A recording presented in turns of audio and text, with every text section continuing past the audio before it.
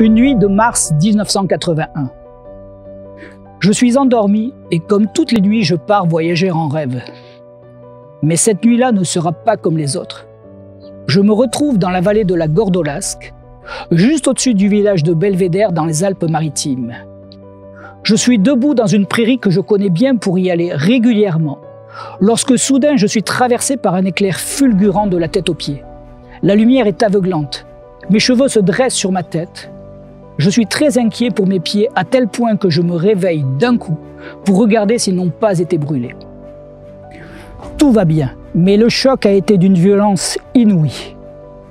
À cette époque, je ne le savais pas, mais cette nuit-là, je suis devenu un rêveur de tonnerre. L'esprit vient d'ouvrir une brèche en moi afin de pouvoir venir me visiter à sa guise.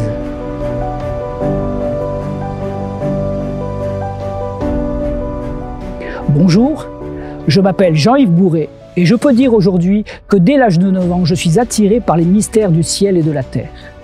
Le ciel parce que la nuit, je le contemple avec ma petite lunette astronomique, et la terre parce que le jour, j'observe ses humeurs météorologiques. L'année de mes 9 ans, lors des grandes vacances avec mes parents, je découvre 2 livres qui me pousseront à partir à la découverte des arcanes humains. En quelque sorte, je viens de percevoir l'importance de la trilogie Terre, Homme et Ciel, car nous sommes tous un pont entre la terre et le ciel. En grandissant, cette recherche va prendre de plus en plus de place jusqu'à cette fameuse nuit de mars 81 qui transformera définitivement ma vie en une quête. Je m'inspire et j'apprends d'abord auprès des Amérindiens, puis autour de la Sibérie, la Mongolie, les Andes. Parallèlement, je découvre les arts et pratiques chinois et sa médecine traditionnelle en suivant un cursus à Nanjing. Une femme médecine Navajo m'invite à organiser des cercles de guérison. J'accepte cette idée après beaucoup de temps et approfondis encore mes connaissances.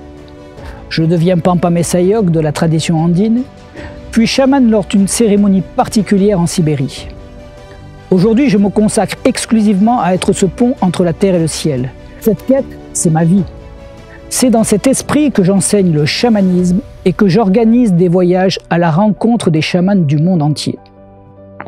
À mon sens, le plus important est le lien que chacun de nous entretient, ou pas, avec la grande toile du vivant. Nous avons des choses à découvrir, à partager et à pratiquer ensemble. Alors je vous dis à très vite et au plaisir de nous rencontrer.